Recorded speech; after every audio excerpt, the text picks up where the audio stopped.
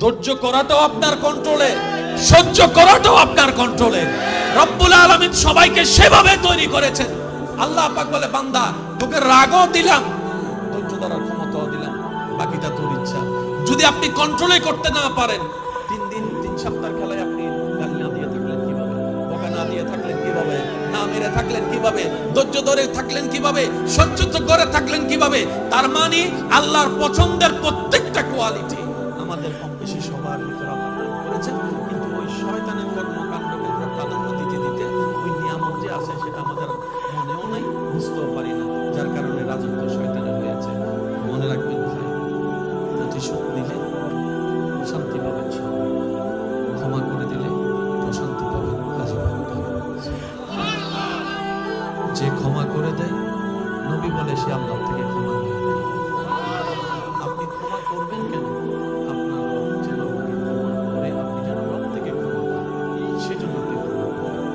এবার আপনি যাকে ক্ষমা করছেন তার অপরাধ কয়টা আপনার কাছে? হয়তো 1টা না, 2টা না, 3টা না, 5টা। কিন্তু আপনার আমার অপরাধ আল্লাহর কাছে কয়টা? 1000। আপনি একটা অপরাধের কারণে, 5টা অপরাধের কারণে কাউকে মাফ করে দিলেন, ওদিকে ওনার আল্লাহ খুশি হয়ে আপনার 1000 অপরাধ মাফ করে দিয়েছে। এবার বলেন, আপনি কি লসে আছেন না লাভে আছেন? আর একটু জোরে বলেন। আর বুদ্ধিমান তো লাভের ব্যবসা না করে, কথা বলেন ঠিক কিনা? সেজন্য মনে রাখবেন, যতক্ষণ তুফান আসবে না ততক্ষণ কিন্তু গাছে ভালো আম পায়। গাছে যখন আম ধরে, বৈশাখে কি হয়? তুফান। তুফানে কি হয়? যতগুলা খারাপ ফল,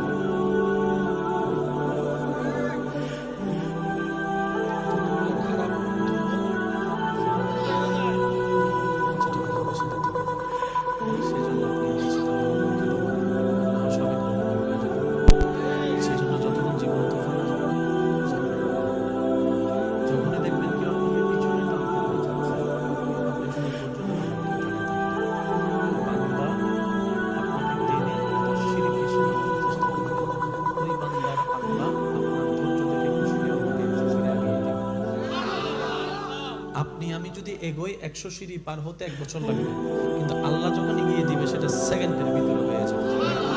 সেজন্য মনে রাখবেন, যখনই দেখবেন বিপদ কষ্ট পরিচিত অপরিচিত মানুষের কাছ থেকে আসা শুরু করবে, আপনার আমার কোনো কাজ নাই, শুধু রবের সন্তুষ্টি এবং হুকুমের দিকে তাকিয়ে থাকা ছাড়া আপনার আমার কোনো কাজ নেই।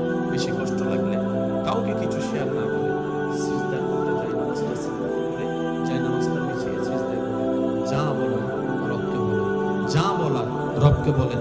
কান্না করলেও রবের দরবারে করেন, কারণ দুনিয়ার মানুষের জন্য কান্না করলে কেউ হাত উল্লাই দিবে না, কেউ আফসোসও করবে না, কেউ আপনার সেই কান্না দেখে নিজের মনে কষ্ট নেবে না। কিন্তু বান্দা যখন রবের প্রেম নিয়ে, নবীর প্রেম নিয়ে, যখন রবের ভয় নিয়ে রবের জন্য কান্না করে, ওই প্রত্যেকটা ফোঁটা পানি জাহান্নামের আগুনকে নিভিয়ে দেওয়ার ক্ষমতা আল্লাহ সেই পানিতে দান করে দেন।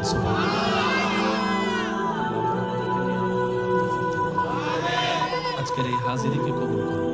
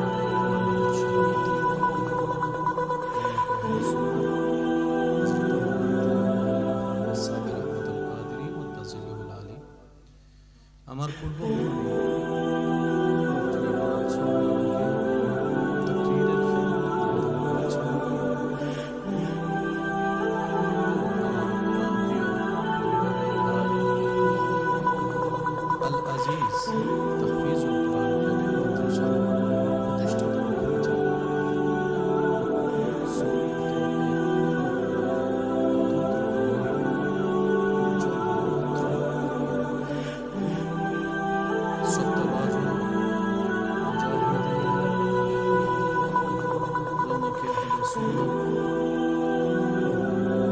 ফজলুল রাইসি হাফেজ মাওলানা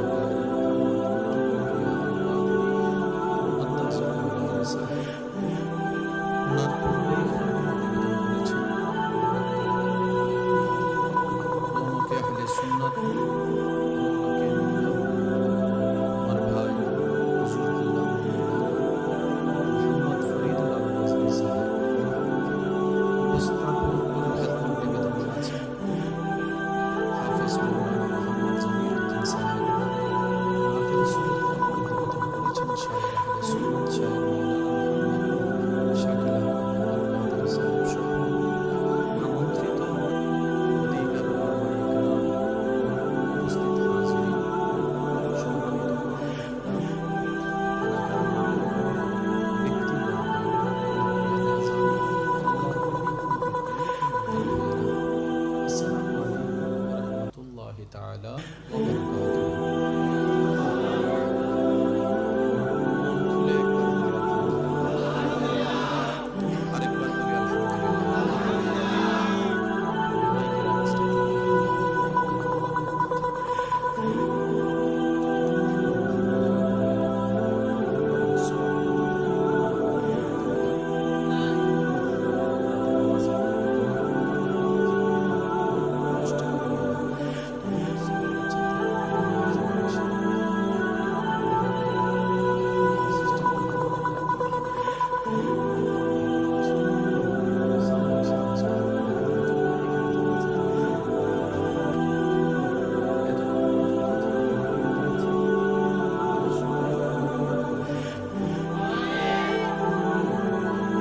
এই মাহফিলে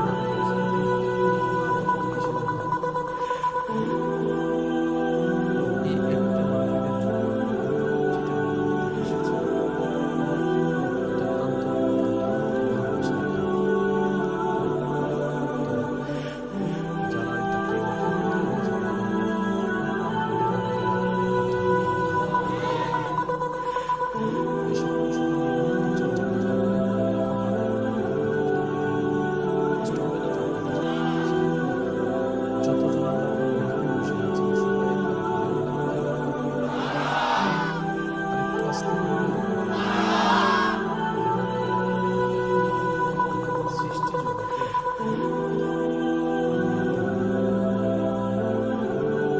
আল্লাহ তাআলা রব্বুল আলামিনের যত রকমের সৃষ্টি আছে, এই সৃষ্টি জগতে আল্লাহ তাআলা মানব জাতিকে সৃষ্টিত্বের ঘোষণা দান করেছেন। আল্লাহ তাআলা সৃষ্টি জগতের মধ্যে সবচেয়ে দামি আপনার আব্দুল রহমাতুল্লাহ আলাইহিকে বানিয়েছেন। আরেকটু জোরে বলি।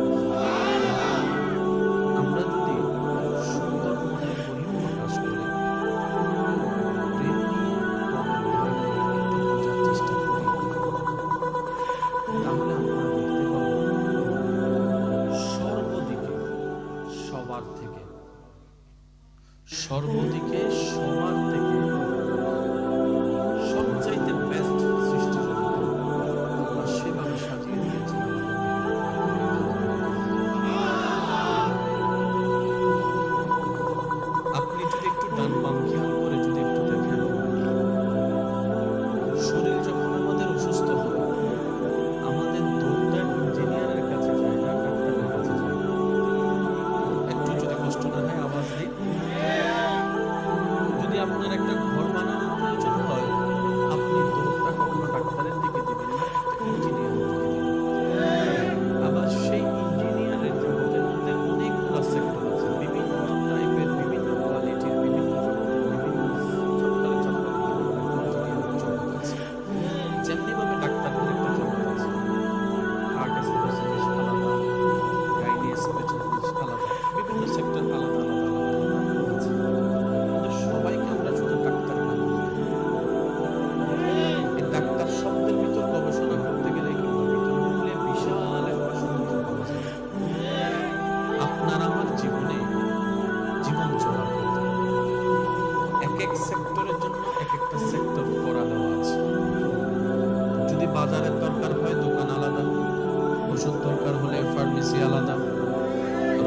দরকার হলে দোকান আলাদা, ইট দরকার হলে জায়গা আলাদা, সিমেন্ট দরকার হলে জায়গা আলাদা, তারপরে বিভিন্ন আপনার জিনিস দরকার হলে আলাদা, এভাবে বিভিন্ন সেক্টর। কিন্তু সাহাবায়ে কেরামের যা দরকার হতো, যা প্রয়োজন হতো, ওনারা শুধু একটা জায়গায় যেতেন, সেটা হচ্ছে মদিনাওয়ালার দরবারে। একটু বোঝার চেষ্টা করুন, কত সৌভাগ্য আমাদের, কত বড় ভাগ্য, আল্লাহ পাকের কত বড় দয়া, আপনাকে আমাকে এরকম একজন শানওয়ালা নবীর উম্মত হওয়ার সুযোগ দান করেছেন। ঘরের মধ্যে সমাধান চাই, সাহাবায়ে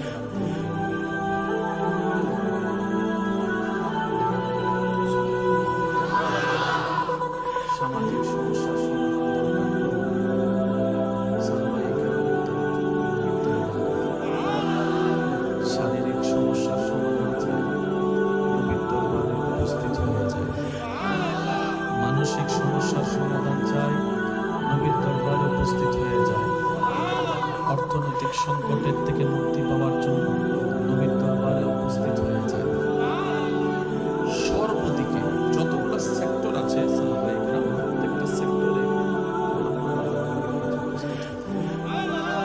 এবার একটু ভালো বিষয়, বাংলা বইয়ের মধ্যে অঙ্ক পাওয়া যায় না, গণিত বইয়ের মধ্যে আপনার উর্দু পাওয়া যায় না। এক একটা জ্ঞান আলাদা আলাদা, টিচারও আলাদা, সাবজেক্টও আলাদা।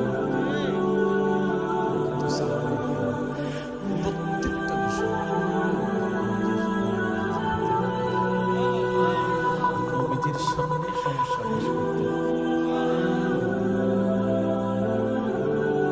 এমন কখনো হয়নি সাহাবায়ে কেরাম জানতে চেয়েছেন, নবী উত্তর দিতে পারেনি, এমন হয়নি। একটু মনোযোগ চাইব আমি সবাই। সাহাবায়ে কেরাম প্রশ্ন রেখেছেন, উত্তর নবীর দরবার থেকে পাওয়া হয়নি, এমন কখনো ঘটেনি। এবার ডাক্তারের কাছে যদি গিয়ে আপনি ঘর সম্পর্কে জিজ্ঞেস করেন, উনি প্রথম কথা বলবেন, ভাই এটা জিজ্ঞেস করিয়েন না, এই বিষয়ে জ্ঞান আমার, বলে না জ্ঞান আমার। আর এখানে ছোট হওয়ার কিছু নেই, না জানে বললে এখানে ছোট হওয়ার কিছু, বরং সেটা উদারতার প্রমাণ। না জেনে উল্টা জানার ভাব করাটাই হচ্ছে বড় অন্যায়। কথা বলেন ঠিক কিনা? সাহাবায়ে কেরাম চিকিৎসা বিষয়ে প্রশ্ন করেছেন, নবীর দরবার থেকে সমাধান পেয়েছেন। পারিবারিক সমস্যার বিষয়ে প্রশ্ন করেছেন, নবীর দরবার থেকে সমাধান পেয়েছেন। যুদ্ধের বিষয়ে সমস্যা সমাধান চেয়েছেন, যুদ্ধের বিষয়ে সমাধান চেয়েছেন, নবীর দরবার থেকে সমাধান পেয়েছেন।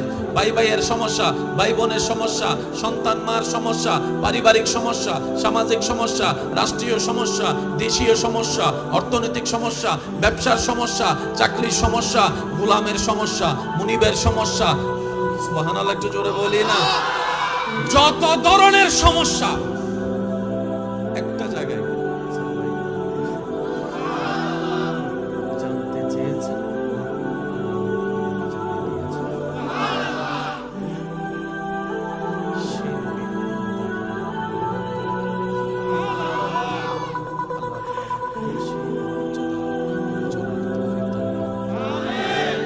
কষ্ট হচ্ছে না আপনাদের? 2-4 মিনিট নিলে কোনো কষ্ট হবে?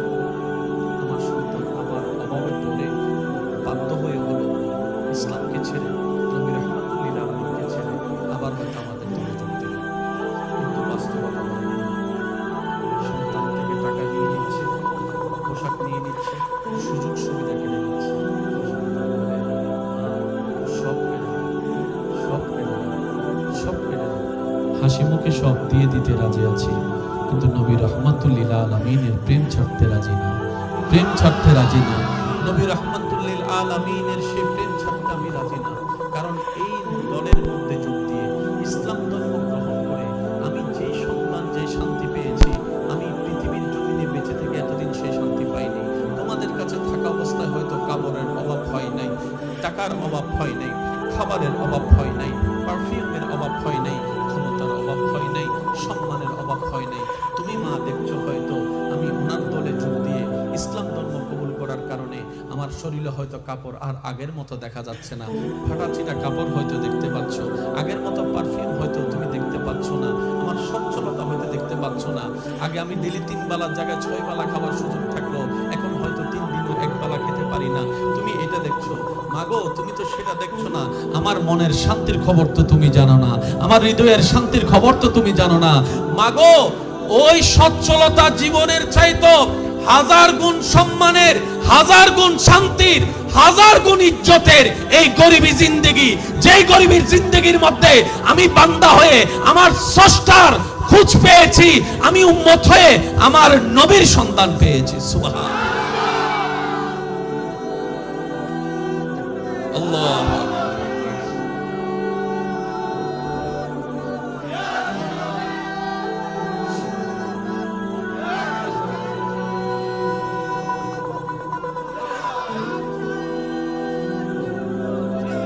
আপনি একটু ঠান্ডা মাথায় খেয়াল করলে দেখবেন, কেউ যখন একটু মিশুক হয়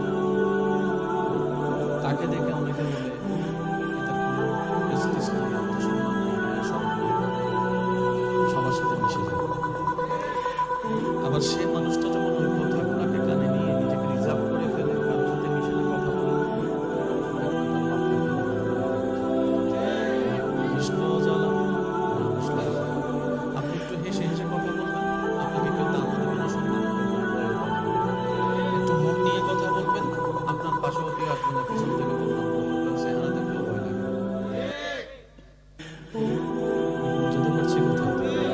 আপনি খাইলেও জ্বালা, না খাইলেও জ্বালা, হাঁটলেও জ্বালা, বসলেও জ্বালা, ঘুমাইলেও জ্বালা, না ঘুমাইলেও জ্বালা।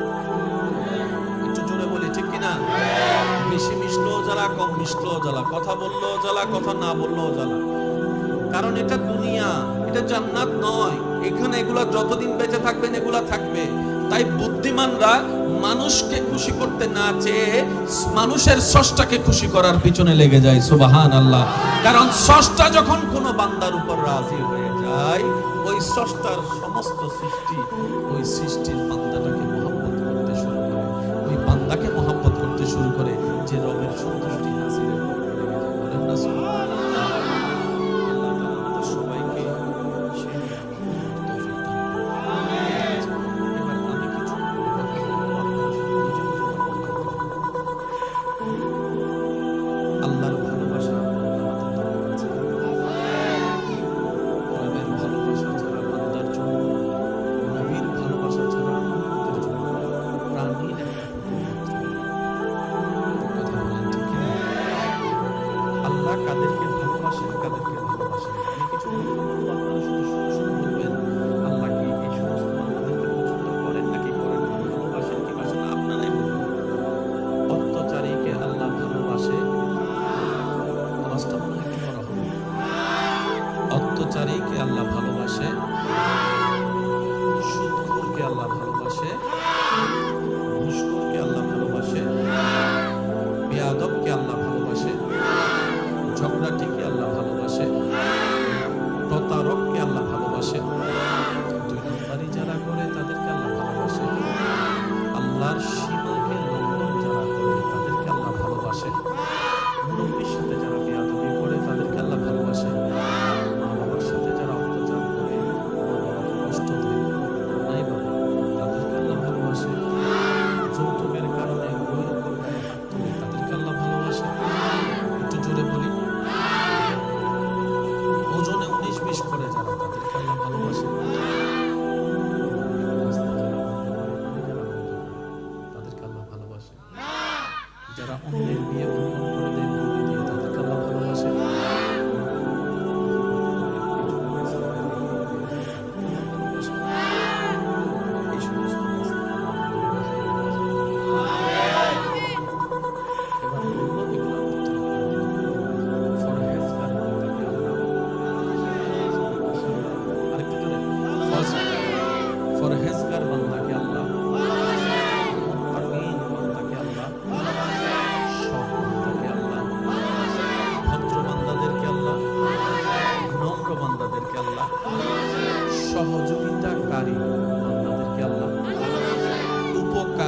বান্দাদেরকে আল্লাহ, ধৈর্যশীল বান্দাদেরকে আল্লাহ, সহ্য যারা করে রবের সন্তুষ্টির দিকে তাকিয়ে তাদেরকে আল্লাহ, নামাজীদেরকে আল্লাহ, রোজাদারকে আল্লাহ, মা বাবাকে খুশি করে চলে এমন সন্তানকে আল্লাহ, স্বামী হিসেবে স্ত্রীর হক, স্ত্রী হিসেবে স্বামীর হক যারা আদায় করে তাদেরকে আল্লাহ, বড়দেরকে যারা সম্মান করে, ছোটদেরকে যারা স্নেহ করে তাদেরকে আল্লাহ, যে যার যতটুকু সম্পত্তি প্রাপ্য তাকে সার সম্পত্তি যে দিয়ে দেয় তাদেরকে আল্লাহ,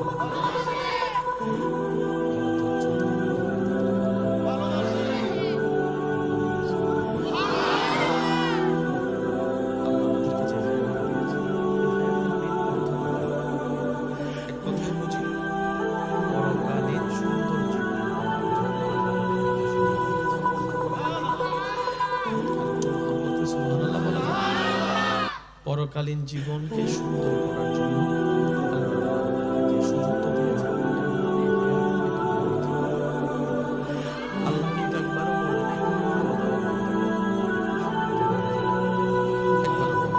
ব্যবসা করতে পারবে, আল্লাহ এটা পর্যন্ত বলে নাই করতে হবে, ওই রাস্তা যেতে পারবে না,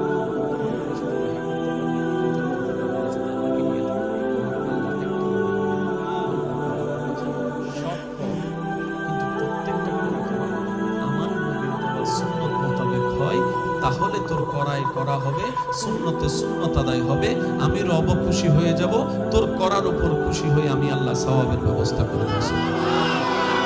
করতে নিষেধ করেননি, তবে আল্লাহ চেয়েছেন, আল্লাহ চাচ্ছেন আমরা যেন কাজগুলোকে সুন্নত একটা কথা বলতে চাই, সেটা হচ্ছে যে নবীজির সুন্নত। বিজ্ঞানের যতগুলো আবিষ্কার আছে আপনি একটু দেখলে দেখবেন বিজ্ঞান অনেক কিছু আবিষ্কার করেছে যে একই তত্ত্ব 1450 বছর আগে আল্লাহ তাআলা নবীর মাধ্যমে জানিয়ে দিয়েছে। যে পানি খাওয়ার যে নিয়মটা বর্তমান ডাক্তাররা বারবার বলছে, একই পদ্ধতি আমাদের নবী আগে থেকে জানিয়ে দিয়েছে। নবীজির প্রত্যেকটা সুন্নত নিয়ে যদি আপনি ঠান্ডা মাথায় একটু গবেষণা করে দেখবেন, দেখলে দেখবেন আপনি সেখানে রাষ্ট্রবিজ্ঞানও পাবেন, সমাজ বিজ্ঞানও পাবেন, অর্থনীতিও পাবেন, আপনি সেখানে চিকিৎসা বিজ্ঞানও পাবেন। প্রত্যেকটা সেক্টরে আল্লাহ নবীকে দিয়ে কাজ করিয়ে দিয়েছেন, বলেন সুবহান।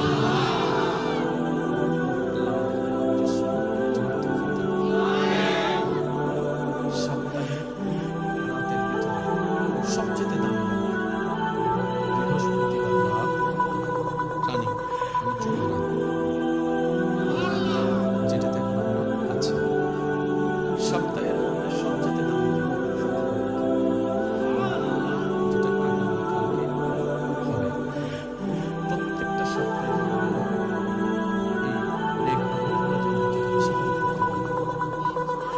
আল্লাহ আমাদের সবাইকে একটু তৌফিক দান করুন। শান্তিতে থাকতে যদি চাই, রবের নিয়ামত যদি নিতে চাই, ধৈর্য ধরা ছাড়া, সহ্য করা ছাড়া, শুকরিয়া আদায় করা ছাড়া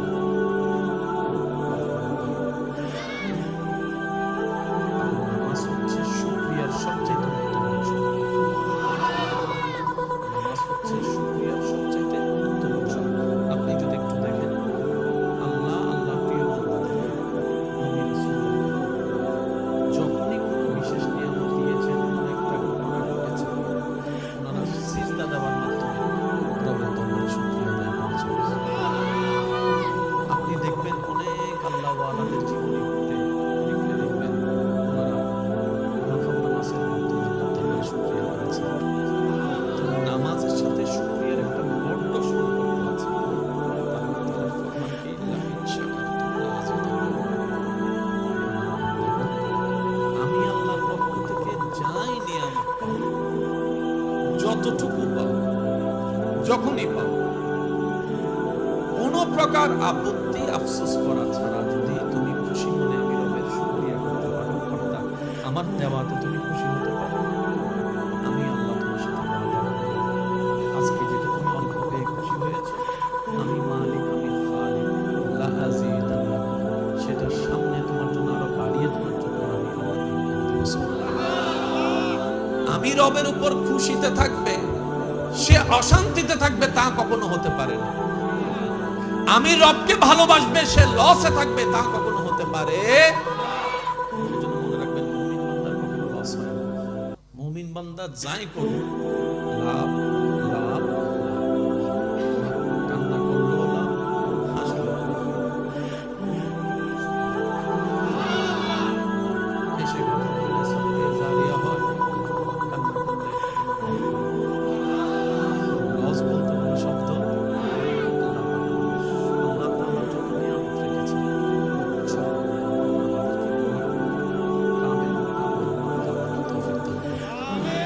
আজকের এই আয়োজনকে যারা যেভাবে শরীক শামিল হয়েছে প্রত্যেকজনের ভালোবাসাকে যে দু একজন আমাদের ভালোবাসা আত্মার করে বলে যেতে চাই, তাদের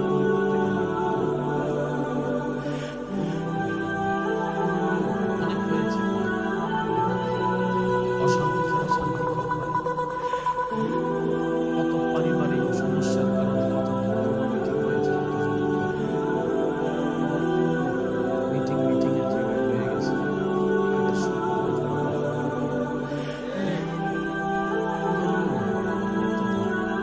আপনারই তো ভাই, আপনারই তো বোন, আপনারই তো স্ত্রী, আপনারই তো স্বামী, ভেতরে একটু সরে যান, একটু ধৈর্য ধরুন। আপনি বলবেন আর কত ধৈর্য ধরবেন, আমি সেটা ধরব। যতক্ষণ আপনার রব খুশি না হয় ততক্ষণ ধৈর্য ধরুন। যতক্ষণ রব্বুল আলামিন খুশি না হবে ততক্ষণ ধৈর্য ধরতে থাকুন। কারণ যখন আপনার রব আপনার উপর বয়ে যাওয়া তুফানের আপনাকে ধৈর্যশীল হিসেবে রব দেখে আপনার উপর খুশি হয়ে যাবে। রব্বুল আলামিন ইন্নাল্লাহা মা'আস সাবিরিন আয়াতের বদৌলতে আপনার সাথী আপনার রব হয়ে যাবে।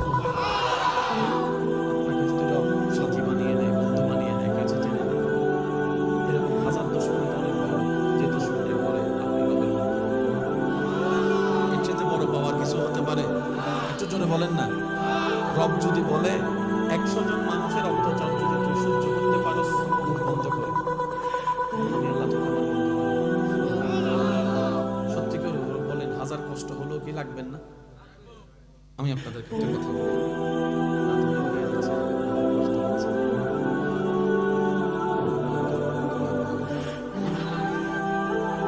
বলে কি না বেশি? আল্লাহ আমাদের এই মহব্বতকে কবুল করুন।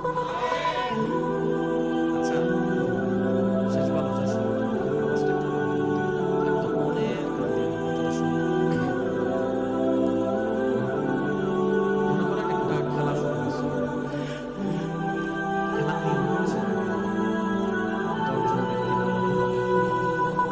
খেলার যারা পরিচালক তারা বলবে, আগামী 3 সপ্তাহ যদি তোমরা আমার নিয়মে, আমাদের নিয়মে, খেলার নিয়মে যদি করতে পারো, চলতে পারো, এখানের ভিতর যে জিতবে তাকে ঢাকা গুলশানে 3টা জায়গা দেওয়া হবে, 2টা ফ্ল্যাট দেওয়া হবে, 10 কেজি 10 ভরি স্বর্ণ দেওয়া হবে, 10 কোটি টাকা দেওয়া হবে, একটা গাড়ি দেওয়া হবে। যে জিতবে, বলেন যে। এবার এই খবরটা শুনে মোটামুটি নাম লেখা বা নাকি সবাই কম বেশি নাম লেখা। এবার নাম লেখানোর পরে আপনি জানলেন যে নিয়মটা কি। এবার নিয়ম দিচ্ছে আপনাকে, আমি একটু বলি, একটু খেয়াল করুন, সবার মনোযোগ চাচ্ছে। এই, একটু পুরস্কার কি কম না বেশি? অনেকগুলা পুরস্কার।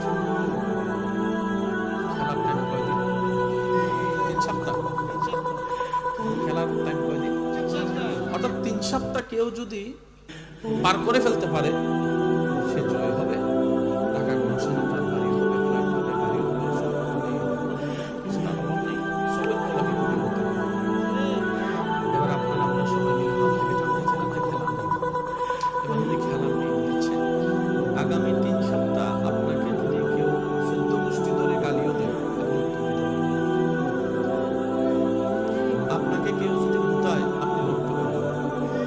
কেউ যদি আপনাকে রাগায়, আপনি রাখতে পারবেন।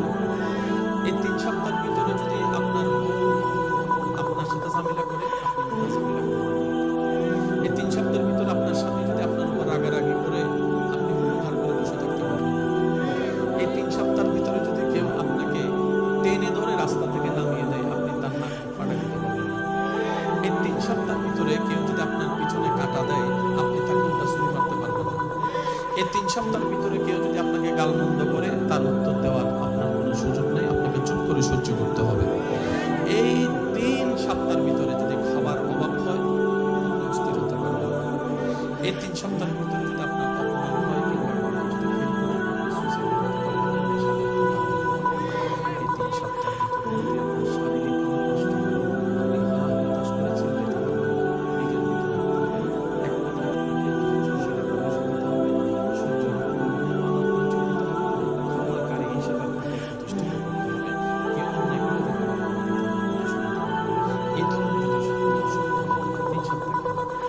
এবার এই 3 সপ্তাহ খেলা শুরু হওয়ার পর আপনি আমি যদি কাউকে যাই একটা খারাপ কথা বলি, সে কি গালি দেবে না হাসবে? বলেন না, বলেন না। কি করবে?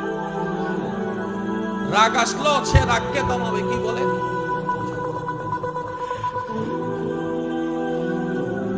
কারণ 3 সপ্তাহের ভিতর যদি আমার রাগ উঠে যায়, আমি হেরে যাব।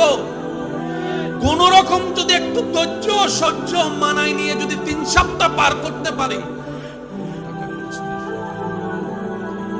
জায়গা আমার নামে, মার্সিডিজ গাড়ি আমার নামে, স্বর্ণ আমার নামে, হীরা আমার নামে। ঠিক একই কথা তো নবী বলেছেন, উম্মত রে কোন রকম এই দুনিয়ার কয়েকদিনের 2 দিনের দুনিয়াতে একটু আল্লাহর দিকে তাকাইয়া ধৈর্য ধর, একটু আল্লাহর দিকে তাকাইয়া সহ্য কর, একটু আল্লাহর দিকে তাকাইয়া অপরাধকারীকে মাফ করে দে, প্রতিশোধ নিস না, মাফ করে দে, মাফ করে দে, মাফ করে দে, ধৈর্য ধর, সহ্য কর, খালি পরিবর্তে খালি দিস না। নবী বলে কোন রকম যে এই ধৈর্য সহ্য ক্ষমা নিয়ে ঈমানের সাথে কবরে আসতে পারবে, আমার আল্লাহ জান্নাতে তার জন্য একটা ভালো ব্যবস্থা করেছে। বাস নিজের মনকে শুধু একটু বুঝান না।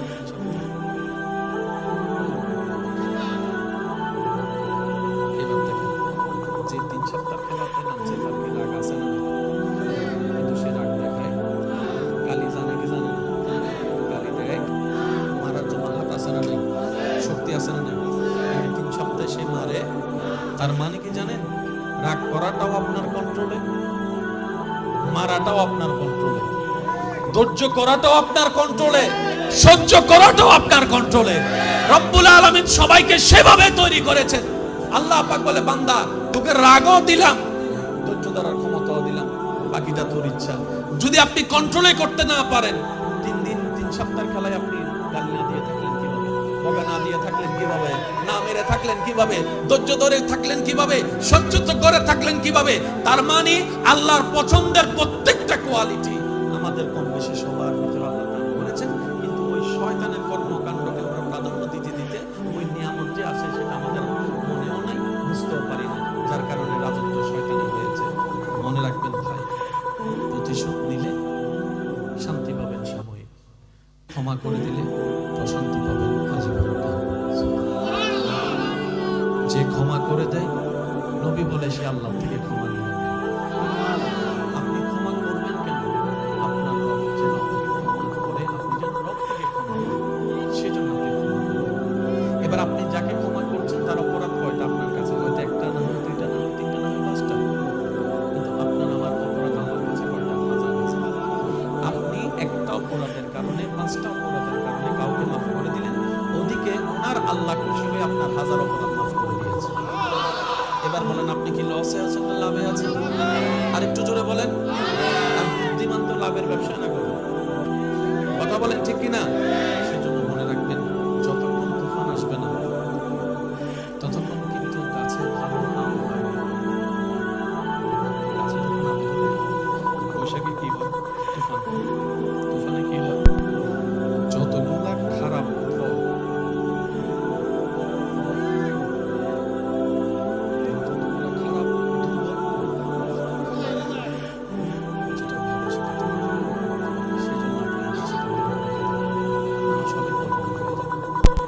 সেজন্য যতক্ষণ জীবনে তুফান আসবে না, সামনে যখনই দেখবেন কেউ আপনাকে পিছনে টানতে চাচ্ছে, আপনি শুধু ধৈর্য ধরে তাকাতে থাকবেন।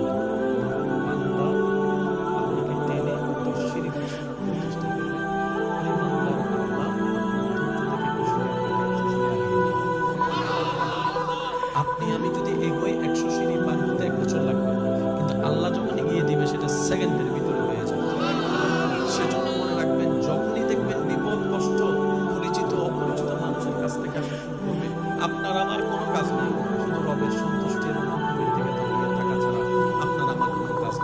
বেশি কষ্ট লাগলে কাউকে কিছু শেয়ার না করে সিজদার মধ্যে জায়নামাজটা সালাম করে জায়নামাজটা বিছিয়ে সিজদায় করে যা বলার রবকে বলেন, যা বলার রবকে বলেন।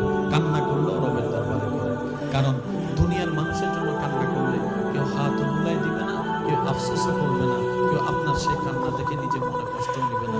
কিন্তু বান্দা যখন রবের প্রেম নিয়ে, নবীর প্রেম নিয়ে, যখন রবের ভয় নিয়ে রবের জন্য কান্না করে, ওই প্রত্যেকটা ফোঁটা পানি জাহান্নামের আগুনকে নিভিয়ে দেওয়ার ক্ষমতা আল্লাহ সেই পানিতে দান করে দেন। সুবহানাল্লাহ।